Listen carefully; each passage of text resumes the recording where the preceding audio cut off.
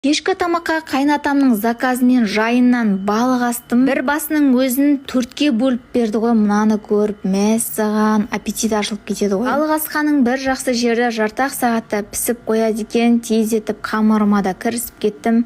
2 емес 1 жұмыртқа ғана сала салдым. Сіздер қанша жұмыртқамен илейсіздер қамырды? Сонымен кішкене балықтың майынан салып күштілеп илеп қойдым қамырымды илеп болам дегенше етім де пісіп қалыпты. Сонымен картошкамды ашып тездетіп салып жерімді қамырды жаюға кірісіп кеттім. Маған проблема осы қамыр жаю деген кішкене қалыңдау болып қалады ма, бірдеңе болады. Сіздерде де сондай бола ма? Келін болып түскен жылдары балық асқан тамақты жемейтін едім. Ойбай, дәмі деген керемет екен, көріп алғаннан кейін. Қазіргі уақытта ең сүйікті тамақтарымның бірі. Сіздерге осы тамақ ұнайды ма? Қандай тамақтарды жиі жасайсыздар? Аптасына 2-3 рет қамыр тамақ жемесек болмайды ғой. Воля, мен тамақтарым дайын, аппетитно болып тұр. Бірден